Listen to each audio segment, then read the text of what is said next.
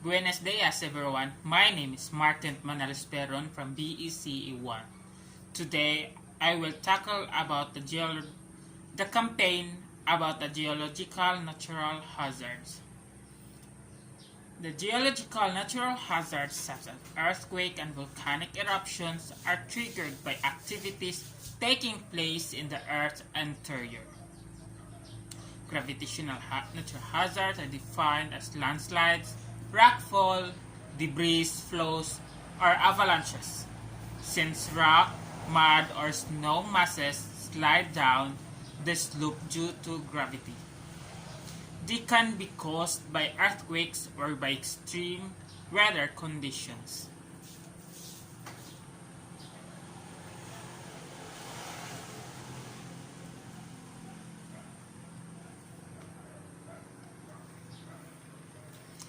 In the house, by one kind of the natural hazard is in the house. Cabinets, refrigerator, and other heavy furniture should be properly secured on the wall or houses. Fixed portions of the houses that are termite infested rather. The roof and ceiling, if possible, should be made from light materials. Always prepare emergency kits. Learn how to apply first aid. Know where the main switch is located. Don't place heavy objects in high places. Know how to contact each other during emergency, meeting place and time. In school, if this kind of geological hazard happened in school, this is the cope mechanism. Encourage the administration of the school to have an earthquake awareness program to show what to do and how to prevent further damage in the case there is earthquake. One example is having earthquake drills. Conduct an earthquake drill following do's and don'ts. Because earthquakes can be happen anytime, you should act immediately once there is ground shaking. Earthquake drills are very important to help you react immediately and properly. During an earthquake drill, you should be able to follow your teacher's command.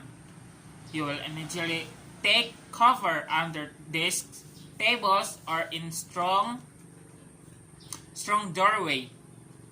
Turn away from windows, shelves, and heavy objects and furniture that may fall. Second, stay under shelter until shaking stops. Be silent and listen to instructions. Leave the building quickly, calmly, and orderly only after ground shaking stops. Go to the designated open space assembly area outside the school building. And what to do during an earthquake.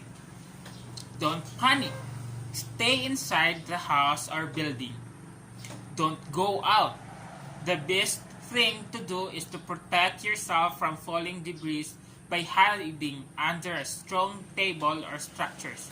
Stay away from glass windows, for they might break, cut you. And the next one is what to do before a landslide.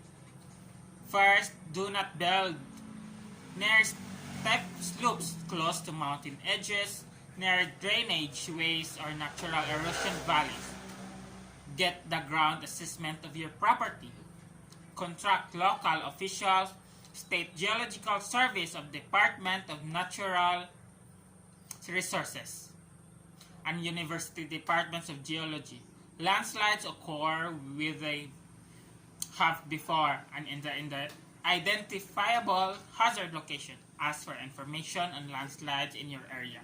Specific information on areas vulnerable to landslides and request a professional referral for a very detailed site analysis of your property and corrective measures you can take necessary. Minimize home hazards.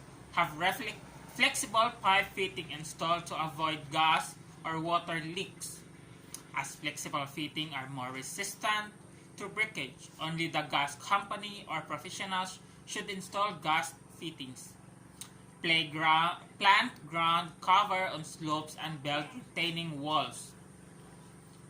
In mudflow areas, belt channels or deflection walls to direct the flow around buildings.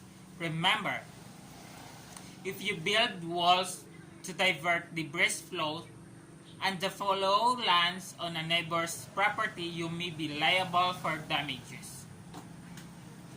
What to do during a landslide? Listen carefully. First, stay alert and awake. Many debris flow fatalities occur when people are sleeping.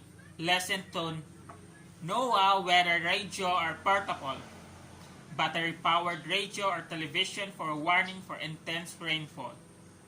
Be aware that intense, short bursts of rain may be particularly dangerous, specifically after longer periods of heavy rainfall and damp weather.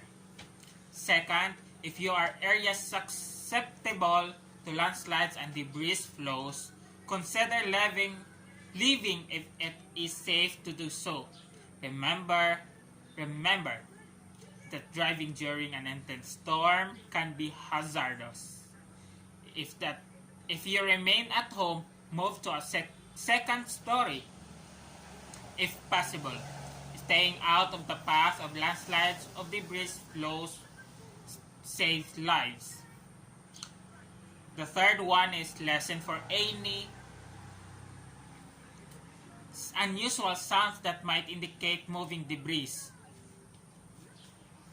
such as trees cracking or boulders knocking together. A trickle of flowing of falling mud or debris may precede larger landslides. Moving debris can flow quickly and sometimes without warning. If you are near a stream or channel, be alert for any sudden increase or decrease in water flow and for a change from clear to muddy water. Such changes may indicate landslide activity upstream, so be prepared to move quickly. Don't delay. Save yourself, not belongings. Next, be especially alert when driving. Bridges may be washed out and culverts overstopped. Do not cross flooding streams. Turn around, don't down. Embankments along roadsides are particularly susceptible to landslides. Watch the route for collapsed pavement, mud fallens, rocks, and other indication of possible debris flows. The last, be aware that strong shaking from earthquakes can increase of intensity the effects of landslides. What if you do?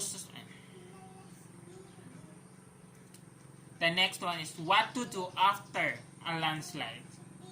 Stay away from the slide area. There may be danger on additional slides. Listen to the local radio or television stations for the latest emergency information. Watch for flooding, which may occur after a landslide or debris flow. Floods sometimes follow landslides and debris flows because they may both be started by the same event.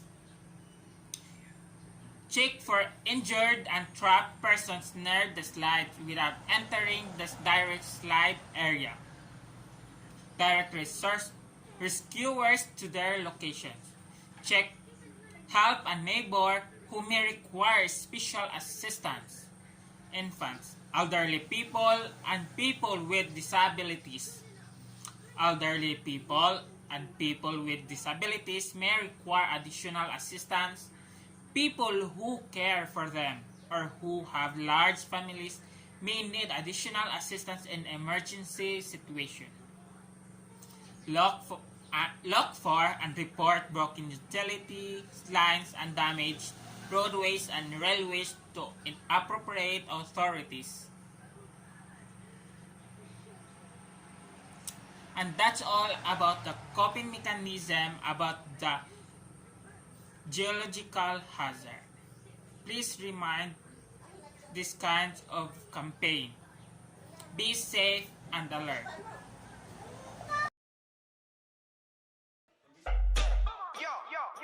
Vamos, Big Mancilla. Porque el momento ha llegado para que suene. Azúcar. Boom, boom, boom, boom, boom, mami, mami. Ram, pa, pam, pa, pam, pam.